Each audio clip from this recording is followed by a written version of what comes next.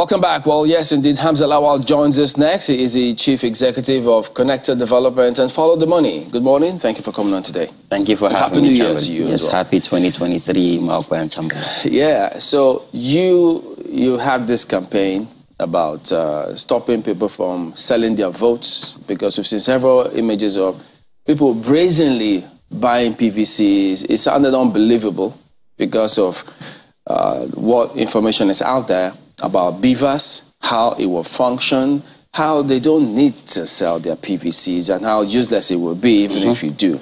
But that still happens in many cases, as you know, it turns out. Now, vote buying is one component that, in spite of all that's going on, if they don't address that part, it may just hugely impact on the quality of the elections. Now, there's this scenario, several people think, look, no matter what happens, you may likely see that here. How do will people have that to resist if they up the amount of money they give them to sell their votes? So are you optimistic that this will happen? Because, I mean, in some cases, you actually gave them money so as not to sell their vote. But we know 45 days to election, that money would have been spent. And so on the election day, the dynamics will be different. I'm optimistic that what civil society and the government, particularly anti-corruption agency and fiscal agencies are doing, would help curb these transactional elections. You know, it is really sad and unfortunate. And let's not forget that it started with the political party primaries. And they set precedent as we go into 2023 elections. But like you've rightly said, you know, politicians don't have to buy PVC. Because if you buy it, it's just worthless. But I can also understand why they're buying it. Because when you want to walk around voter suppression, particularly targeting the stronghold of your opposition, the best format, which is against the law and it's a criminal offense, is to go and, you know, buy their PVC and hoard it and not release it so that the vote from that side would make you win elections. You know, but if you look at government policy, particularly around the fact that now there is a limitation of how much you can withdraw and the redesign of the Naira, even if it has its own issues, but at least it would help. And just recently, the Nigerian Financial Intelligence Unit is saying we're going to block some government accounts before the elections and we'll make sure we monitor how monies are moving in and out of this account. I believe this would help.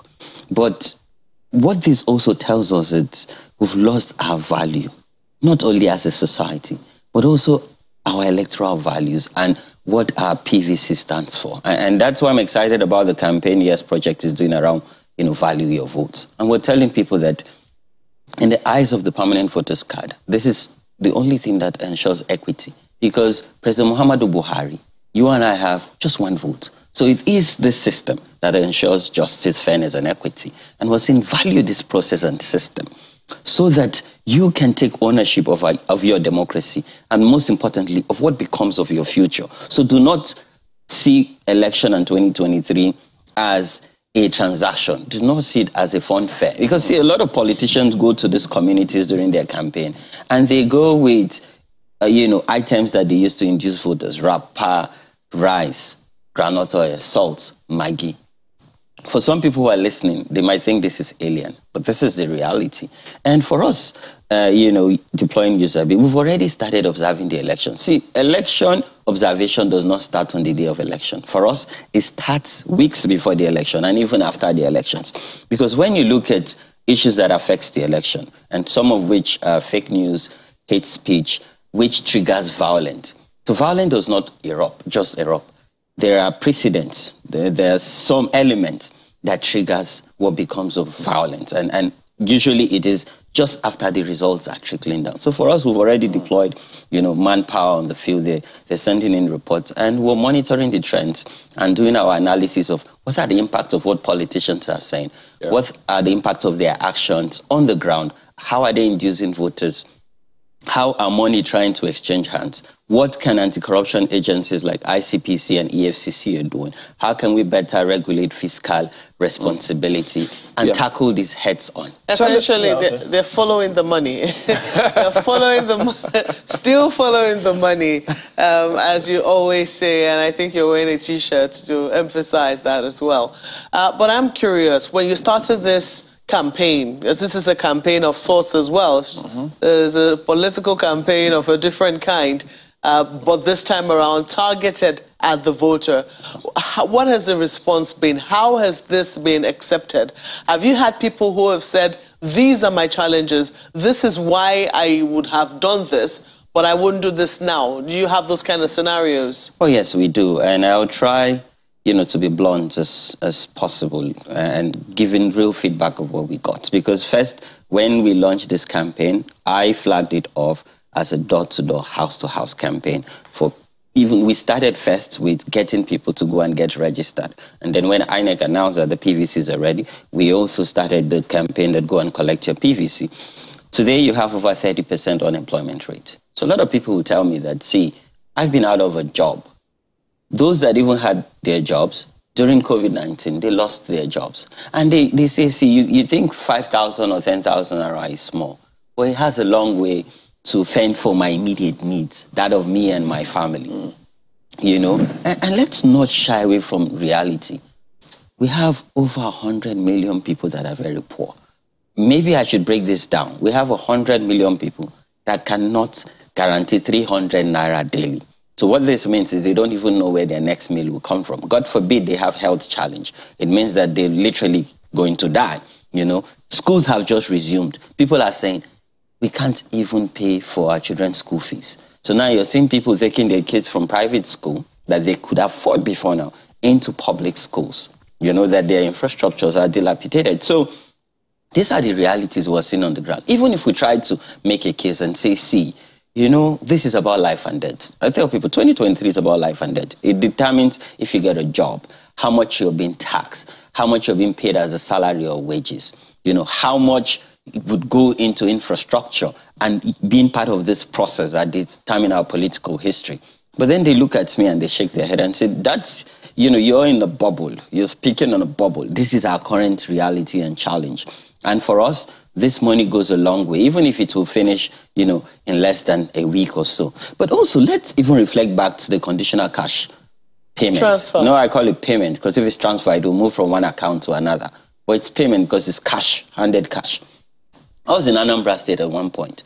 A grandmother who is close to 70-year-old brought a Ghana must go on the first day to collect 5,000 naira because she thought it was going to be a lot of money. That the last time she actually saw 200 naira notes was years ago. So she thought she was going to collect 100 naira into 5,000. So she came with a Ghana must go. As it sounds funny, that's the reality of some people. The people who have not tested any form of protein, that's meat, fish, bomo, in the past 2 years in their house.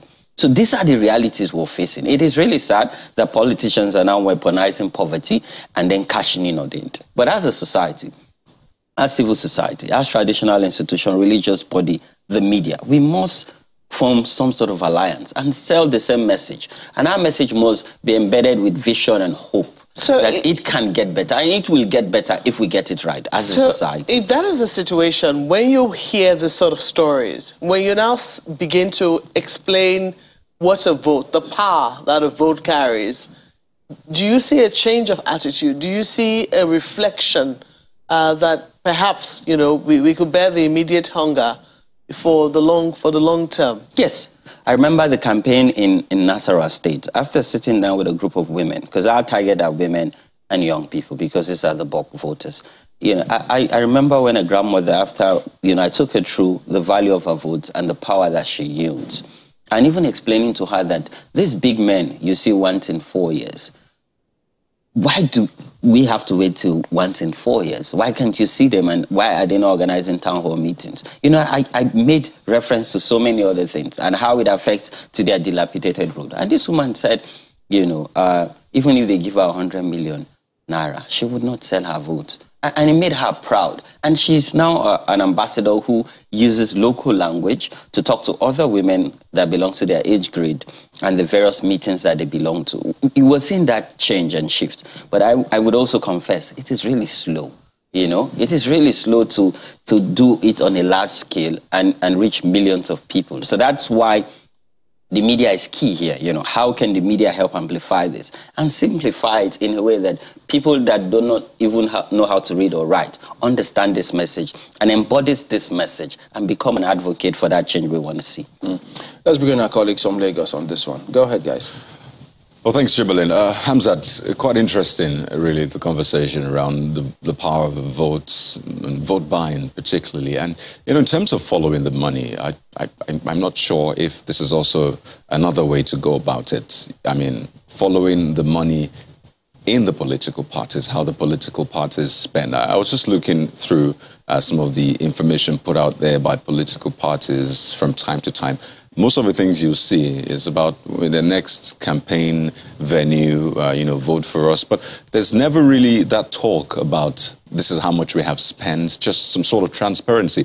I mean, we had the presidential candidate of, I think, AAC yesterday, and incidentally, he's one that puts it out from time to time that this is how much we spend for December.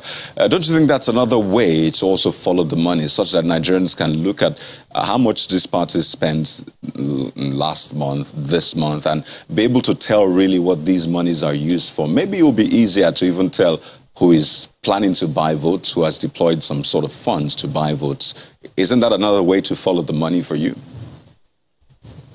Yes, I totally agree. See, because before you follow the money, you need information, and this is what we call data.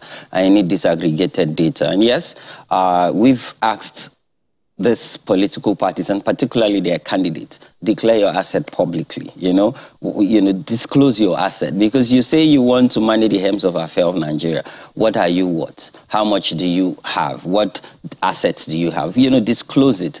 And this would actually tell the Nigerian people, and particularly the electorate, that, oh, this is the kind of government we would have. No political party, or when I say no political party, I'm talking about some of this so-called major political party. Yes, AAC, that's Showore. Showore always give a breakdown of how much income and expenditure he has or has expended. And this is a good precedent. This is some example we're hoping that other political parties would embody. And Showore has also publicly declared his asset. So why can't we have,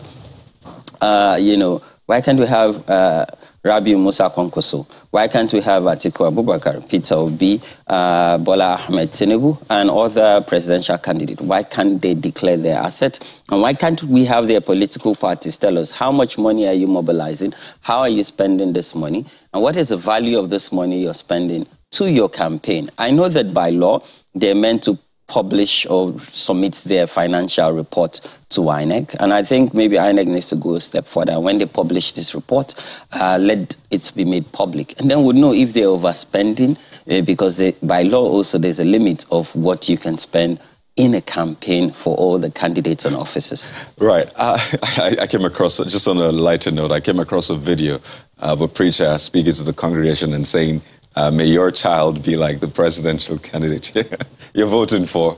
And literally everywhere was silent. And, it just raised lots of conversation around that. And I wonder if that can also be some sort of prerequisite for voters, really, to decide who to vote for. Because I think you can expect what a man will do based on what he has done. So if we're not seeing a lot of transparency from the political parties, from the candidates, how much of transparency and accountability can we expect when they get into government? So can that also be a prerequisite to selecting who to vote for in the coming elections? Oh, yes. Transparency and accountability must be at the center of how we decide or what informs who we cast our ballot on. Because if these people first are not even accountable to themselves, how do you think they will be accountable to you and I and transparent on how they utilize Nigeria's vast resources? So yes, it should be at the center of how we decide. And now is the time for them to actually show that they're transparent and they would be accountable to you and I. Because see, it's just as if each and every one of them who is contesting for the office of the president and other public office are now seeking for jobs. And they're sharing their manifesto as their CV to say, vote me into office.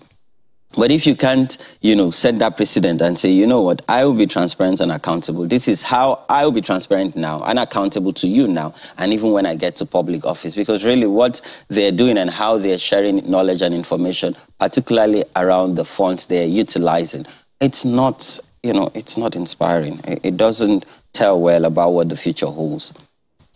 Speaking of what the future holds, let's look at the immediate future, which is a few weeks from now, the elections. Kadi was talking about a video. I saw a video just moments ago of a potential voter who's already been induced with quite a number of items by a political party. And what was the requirement? Just let's have your PVC. But the voter goes on to say that, this is not going to last me more than a day or two, and I'm still going to vote my conscience. So it would seem as if, the work for you is already being done, but then again, do you anticipate that because of the awareness that is already being created amongst voters, by their present conditions, that vote buying may be significantly reduced in the coming elections, and the harvesting of information from PVCs that politicians are embarking on right now, how much damage also relatedly will that do to the polls? I'm optimistic, and I'm confident that there will be less vote buying and vote selling as we go into the 2023 election because of the various work that have an investment by media, civil society as we go into this election. I'm optimistic that we would have less vote buying and vote selling during the elections. And yes, we've seen a case where people would say, yes, we're collecting these items, but we'll vote for our conscience. No, I want us to get to a point where we would reject these items. There is no reason, if we have values and we're embodied with the true Nigerian values, we would not accept this so-called gift of voter inducement by this politician. I remember an experience in Kenya during the presidential elections last year where we deployed observers in Nairobi when agents of politicians were trying to induce voters during the voting procession. That's on the queue.